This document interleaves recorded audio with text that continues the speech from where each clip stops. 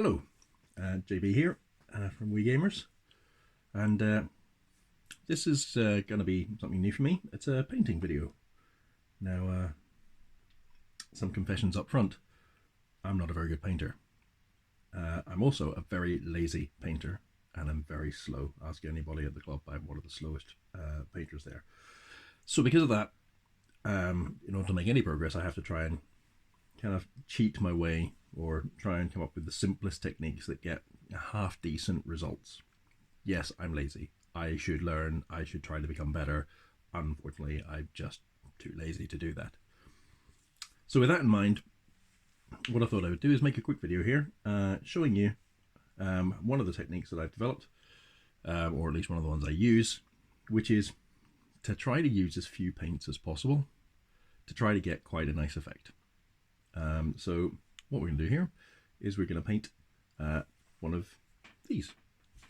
So this is a Games Workshop miniature. It's a Warhammer 40,000 Alaris Custodian. If you know what that is, you don't need to be told. If you don't, probably not going to mean a lot to you. But we're going to see if we can paint it from start to finish to a half decent standard using 10 paints or less.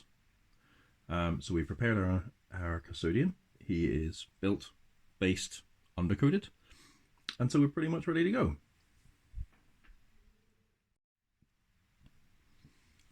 Behind our Custodian here we have the 10 paints that I'm going to use.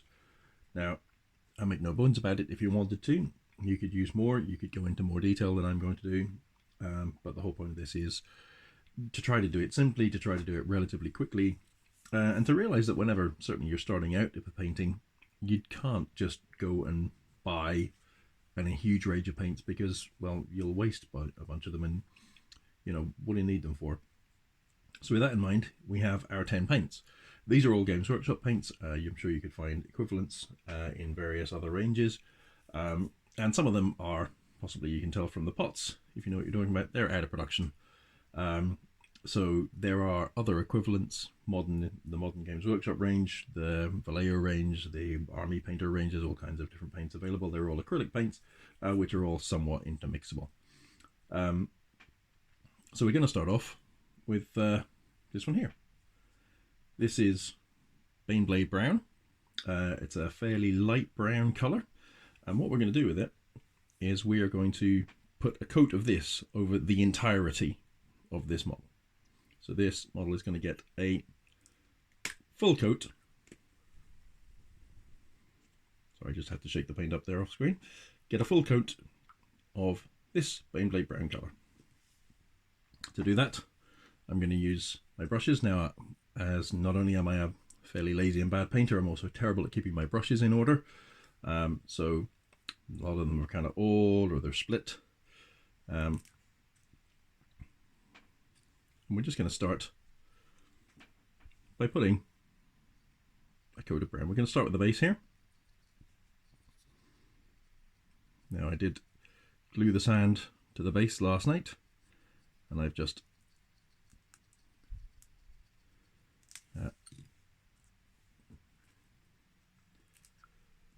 undercoated the model and allowed it to dry for about an hour or so, so it should be nicely undercoated. Little bits and pieces of the sand are going to come off. You can never get it to adhere perfectly, or at least I can't, possibly a result of my laziness.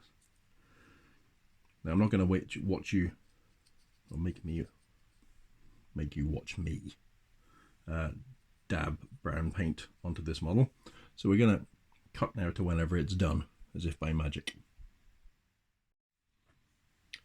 Okay, so here we have our Custodes painted up there, and he's just got a coat of that Baneblade Brown. Now, a lot of people thin their paints with water. It's quite a sensible thing to do if you want to be a little careful, but as I said, I am lazy. The main thing you need to worry about, if you don't, of course, is that you're going to put too thick a coat on and you're going to obscure some of the detail.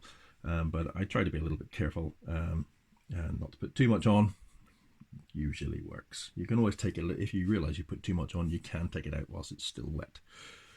Next up, we're going to go for our second color. I had originally intended to put these in order, but then I realized I'm going to need this one. So on his back, you can see that he's got this kind of cloak. And this cloak is going to be a kind of quite deep, quite dark red color. Now, I've just chosen the Screamer Pink. It's quite a handy one for me. You could use anything. I've got other dark reds. You can use like what would be equivalent of a kind of brick red, a Mechrite red, if you wanted to. Not quite sure what the equivalent is in the modern day Games Workshop paints, but I'm going to go for the Screamer Pink. Again, choose whatever color is going to suit you. Again, we're going to give it just a little bit of a shake. Now, the reason I'm going to do this, I'm not actually going to do the outside of the cloak with this. What you'll probably see if you look really carefully is some of the cloak, just the inside, is actually visible.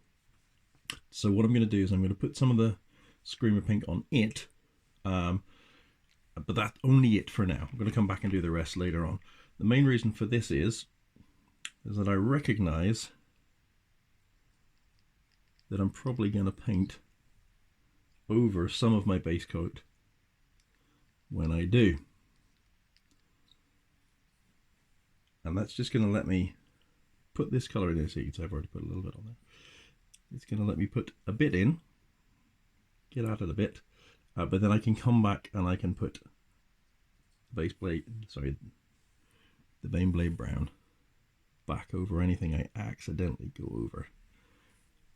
Now, I'm afraid I'm having to do this rather awkwardly.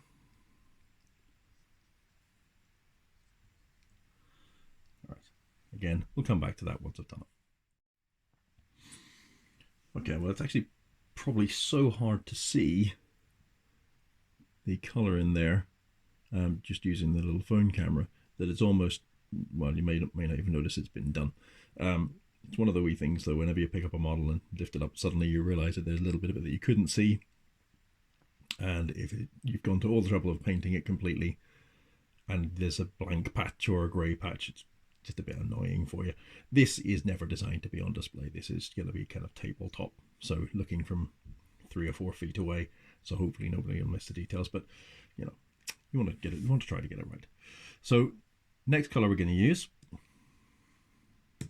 is a white.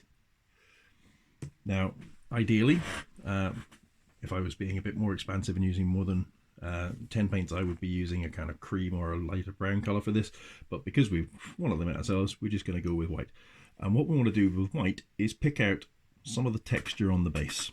To do that, we're going to use a relatively simple technique called dry brushing, which is not going to be at all surprising for anybody who has done painting for a little while. If you've never done it before, basically the idea is that you put paint on so that only the raised edges take the paint. Now I'm going to use this brush. You can probably see it's a bit beaten up and it's a bit broken and damaged and split, and it's not a nice point or anything like that. Dry brushing will destroy your brushes, so don't get your finest, most expensive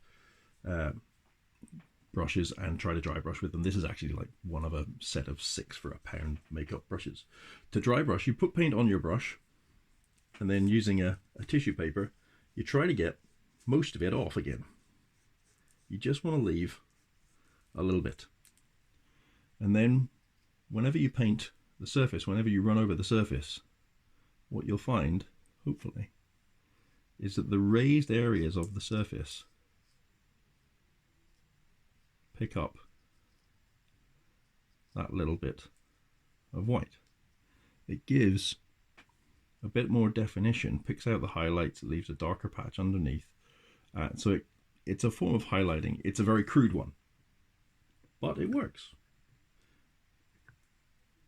Again, just going to get the worst of it. I must stress, I'm not a very good painter. I don't use clever techniques like, even relatively simple clever techniques like wet palettes or things like that, which you might have heard of. All very lazy, very simple stuff that doesn't require much of a setup. A wet palette requires something of a setup and a little bit of maintenance. Far too lazy for that over here. So what we do then is we've used this. we'll use it to clean our brush on the other side, which hasn't got paint on it. Dry it off a little bit. And if you're careful, you can avoid it. See, be messy, lazy.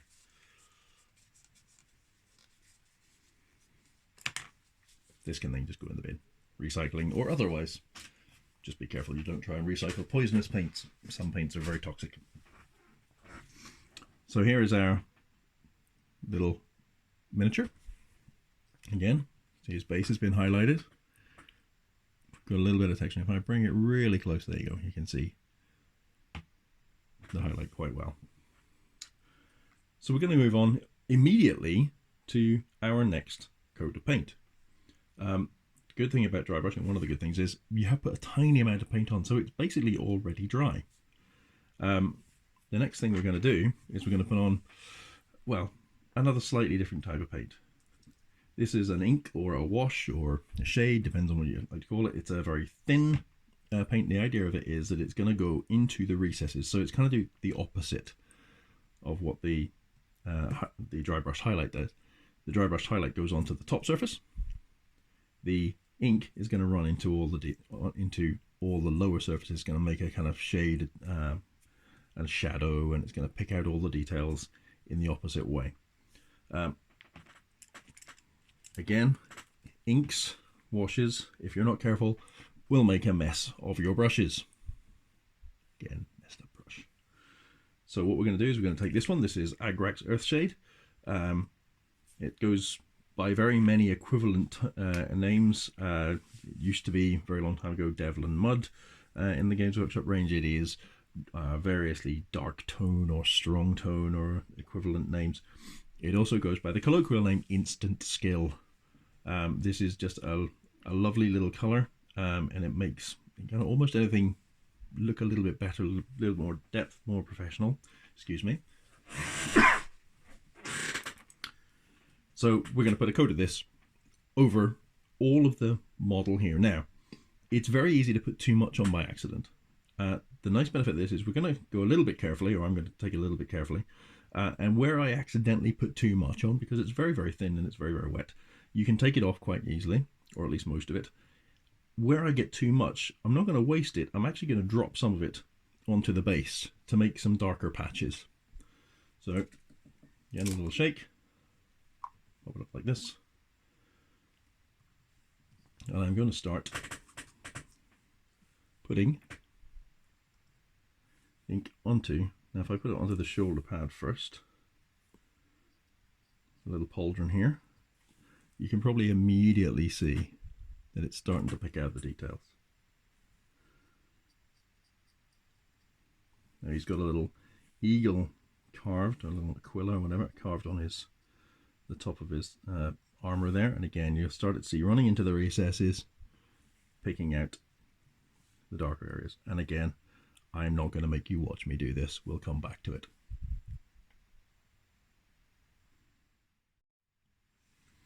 Okay, so here we have our freshly inked model. And hopefully you can see that the kind of ink has picked out all of the recesses, made them very dark. Now there are some tiny little bits of undried ink there. But because we're being lazy and we're trying to be quick, we're just going to go on to the next stage. And the next stage is another dry brush, actually. We're going to use dry brush of a gold. Now again, this is a slightly older gold. You might want to use something a bit more modern, or whatever it is that you can get your hand on. Again, I just use this one here because it's the one I'm used to. I quite like the kind of mix of yellow and orange in it. Other golds I find can be a little bit too yellow or a little bit too green sometimes. It's all down to personal preference and, to be honest, what you've got in your collection. Again, if you've only got the one, you've already got the one. So again, we're going to dry brush. We're going to dry brush everything. Now, I'm not intentionally going to dry brush the cloak this time, basically because I know I'm going to be going over it. So I realize that there's going to be parts of the cloak that are going to end up with a little bit of gold on them. That's kind of okay. I'm going to be going over that later, but I'm not going to be deliberately trying to pick out the highlights, edges of gold on that. So exactly the same technique as before. Give it a little shake. Get some gold onto the brush. Again, try and take most of it off.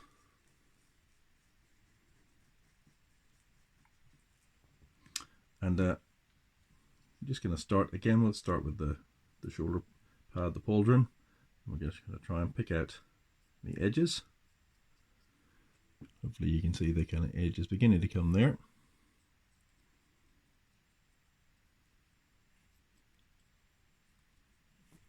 You can start to see that where we had a brown before, so I'm just going to dip straight into the base of the pot there.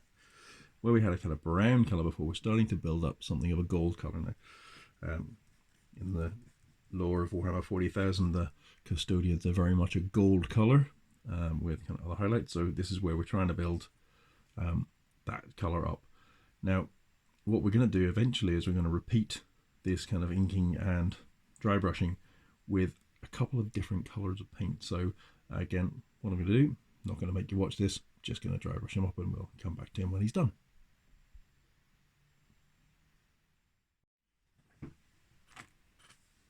Alright, so here he is, and we've got him dry brushed all over with the gold. Sorry, there we go.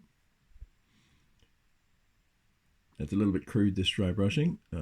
Didn't have to be too careful because I know I've got other things to go on top. One thing you do have to be aware of is you might have actually splattered a little bit of gold on the bottom. Again, not really a problem. You can always go over it with a little bit of the brown again. And if you want to, you can give it a little bit of a re-dry brush with the white. I'm going to leave it as it is for now. And we're going to go on to our next ink wash. This time we're going to use a flesh shade, which is a kind of slightly orangey, reddy, browny colour, usually used for, unsurprisingly, by picking out the recesses in human flesh or humanoid flesh. What we're trying to do here is basically, rather than just painting our guy flat gold, I say guy, did I just presume the gender of a custode? I think it'd be kind of cool if there were some of them were ladies. We're going to, rather than just have a flat gold colouring, we're trying to build up lots of slightly different colours within the gold palette all over the model.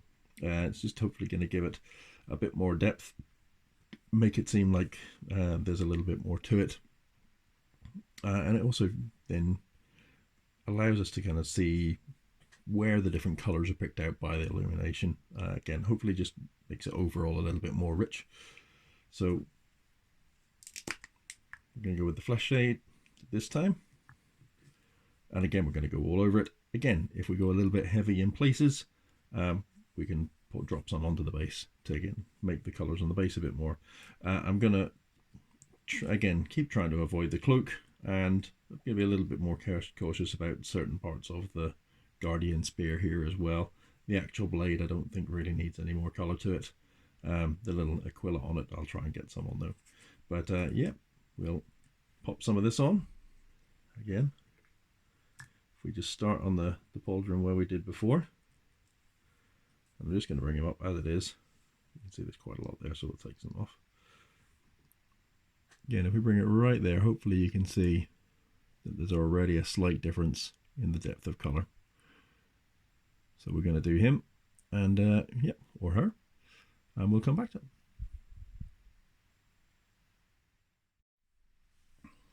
Okay, so now we have that coat of ink done. Now the light unfortunately has changed, the sun's come out, so it's a little harder to see perhaps.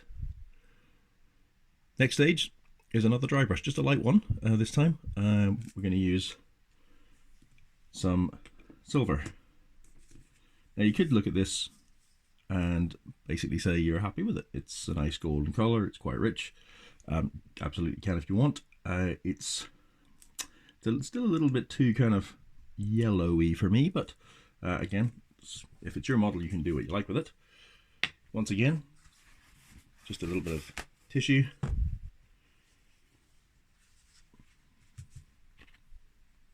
know we're going to be quite cautious with our brush. Well, we know that it's going to damage our brush, so we're going to use the rather damaged already brush.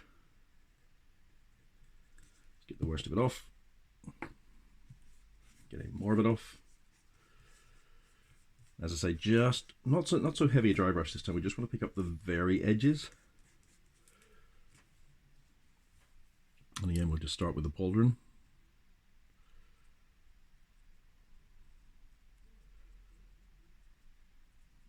It's not going to take too long, this one.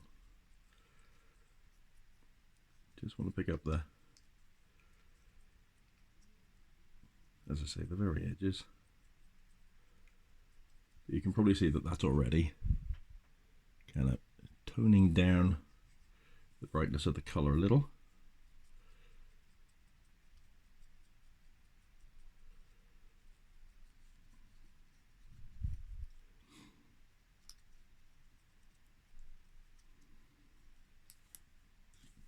A little more.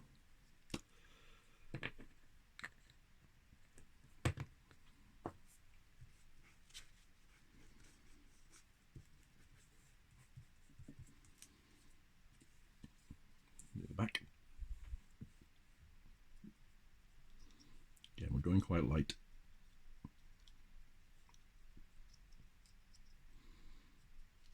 Let's get the back of the feet, side of the feet, where they're exposed under the cloak.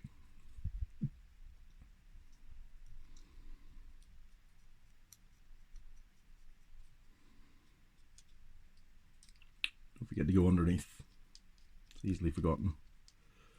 The underside.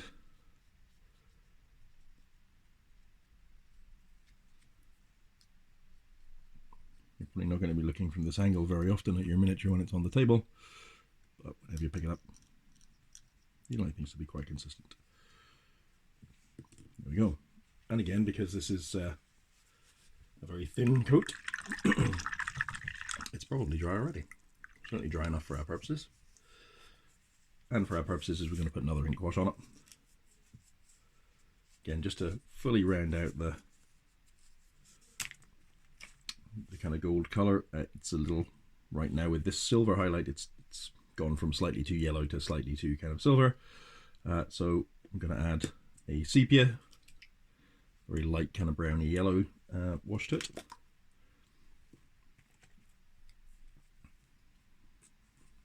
So this is Seraphim Sepia, but you'll get kind of light tone or various other different names depending on which range you're using. And again, I'm not going to make you watch this.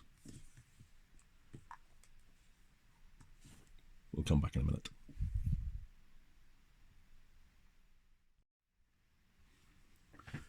Okay, so our final wash of the main armor is mostly dry. I bring them up to see them here, hopefully. Now I've made an effort to cut out the sun so that it's easier to see on the camera, and natural daylight is by far and away the best daylight to paint by. If you're painting in low light conditions, you're going to damage your eyes. Unfortunately, it's not great for filming because it's quite stark, and here in Northern Ireland we're just not used to that kind of thing. So I've blocked out some of it.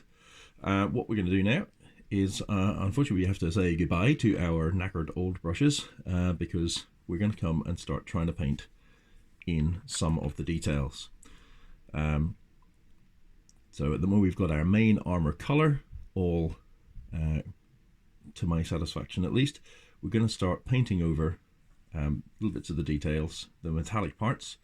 So using this, so this is the lead belcher, it'll be a gunmetal or something equivalent, and various bits and pieces of the model, various details of the model require something like that. So if we have the kind of cabling here, we've got the little grenade launcher gone on this back, we've got to have the, if I show you the little armbands and the small kind of rolled rings of power cabling or flexible stuff underneath. The actual blade, and a few other bits and pieces as well. So for that we're going to have to go to our actually quite decent brush, and it's still in quite nice order. and I'm going to paint those details in with the lead belcher. What I tend to find is that my brushes go through a bit of a life cycle. They start off when they're very new as the kind of fine detail brush or the kind of clever and very tricky part painting brush, and then they become the more general part of the model brush, and then the kind of ink wash brush and the dry brush, and then if they're very unfortunate they become the glue brush, and then they die. So this is one of my still in slightly better order brushes, so we're going to use it. And I'm not going to make you watch because it's very fine detail, and also it's much harder for me to paint from this angle. Come back to him when he's done, I'll show you what the results are.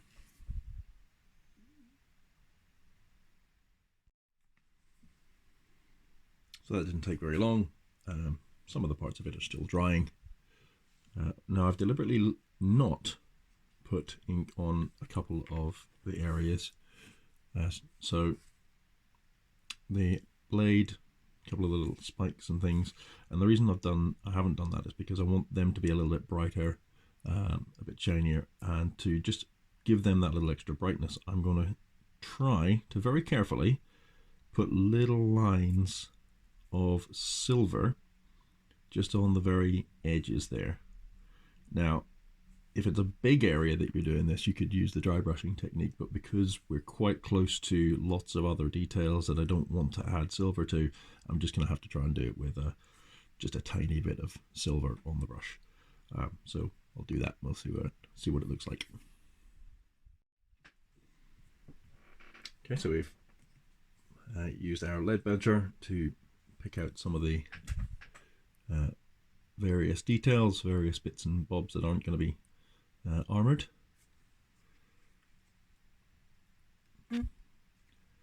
And to further add to them, or most of them, we're going to go with a little layer of the Agrax Earthshade.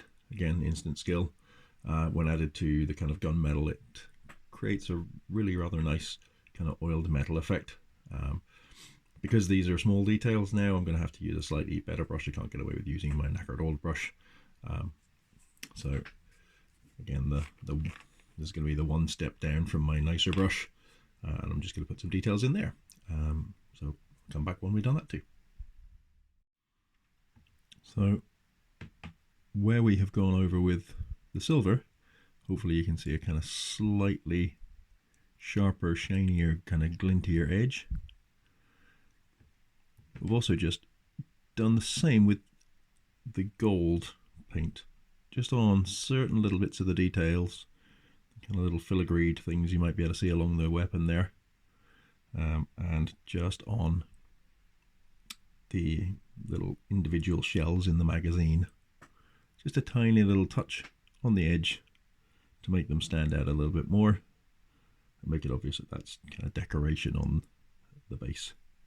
Next up, we're going to start adding our next colour. We're going to go back to the Screamer Pink and start doing the cloak and the details. That is the vast majority of the model done.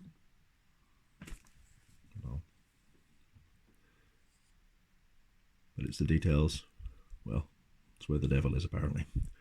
Next up, some of that. Alright, so we've gone in with our Screamer Pink and painted in the cloak, any other kind of fabric-y style, possibly hanging leather thongs and the like.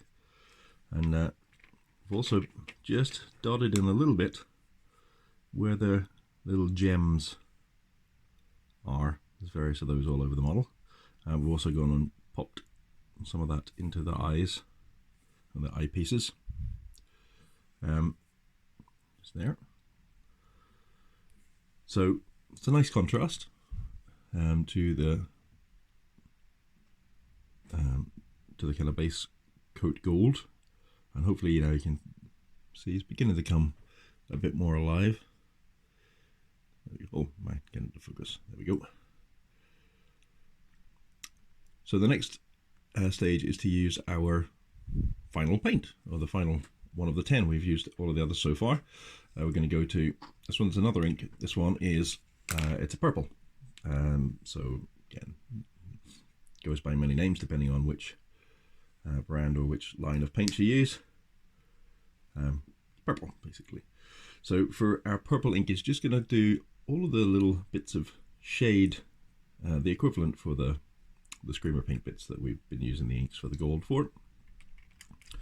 Now we do need to be a little bit careful with the very fine details of this. One of the things I am going to do is I'm going to turn them upside down. Now this is because I want the darker parts to be uppermost of the various gems and thongs and things, because that's where the shadow would lie on the cloak. But also gems, because they're clear, they appear to be brighter or lighter at the lower end, because that's where all the kind of more light has penetrated, or the light has penetrated further, so you get a greater accumulation of light in the gems. So they tend to be a little bit lighter at the bottom. So I'm just going to carefully start to dot in a little bit. Now I want to try and avoid putting any on the rest of the miniature, that which isn't the Screamer Pink. Again, if you hold it upside down, because the ink is thin, it means that it tends to pool more towards that end of the model. Again, for fabrics and the like, it's kind of what you want. It means any recesses that are naturally going to be under something else get a little pool of the ink in them.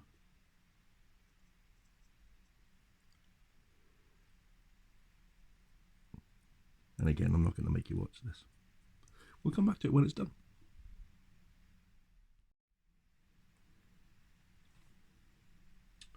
So as you can see, we've just suspended our custodes upside down to try to make sure that the purple ink runs down into those recesses.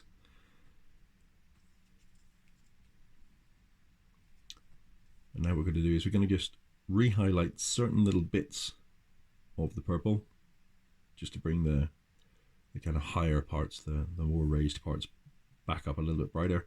We're going to do that just with, in most cases, or in the large areas, the cloak, the little horsetail at the top here, just with a little bit of a dry brush on it. In the smaller areas, the smaller parts, the little dangling thongs and fabricy bits hanging off the pauldrons there, we're just going to put a little tiny touch, just with a normal brush. We're not going to dry brush those. Obviously there's lots of bits of areas that we don't want to turn pink. So I'm going to give a bit of a dry brush of the Screamer Pink onto this area and this area, and then we're just going to touch little small amounts of it into the raised areas with the better brush there. Again, I'm not going to show you how dry brushing works. You've seen it a couple of times already. So again, we'll come back once that's done, and then we'll be almost ready for final details.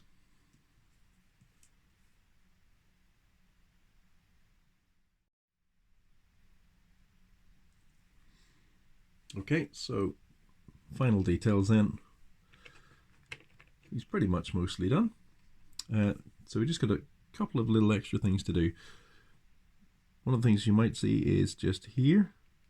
There's a small kind of cord with a tassel on it. There's a couple more just on the back of the cloak. We're going to pick those out.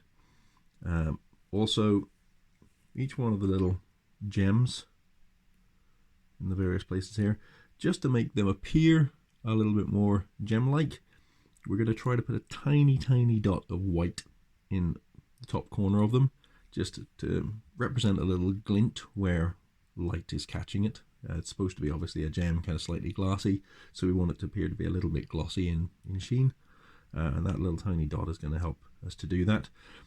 To do the tassels, what I'm going to do is I'm going to initially just carefully paint them in white, which is going to be a little bit too bright for them, but then I'm going to use the sepia wash over them carefully, just to bring it down a bit, change the colour from a very stark white to a slightly more natural fabric looking colour.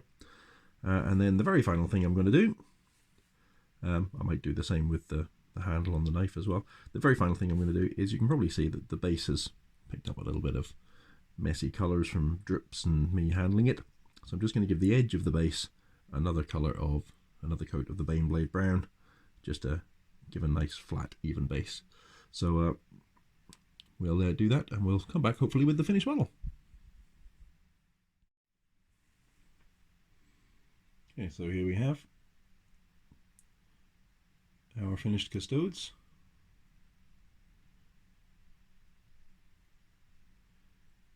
I decided also just to pick out a few of the small little kind of bolts, rivets, beads which are attached to the various bits of cloth, and just give them a little tiny touch of gold.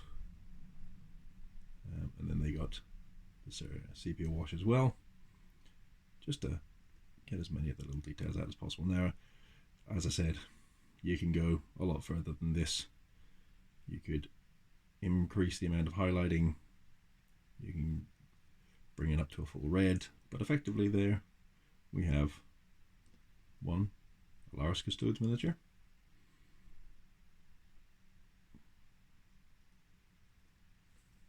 In templates or less. Hope you enjoyed. Thanks for watching.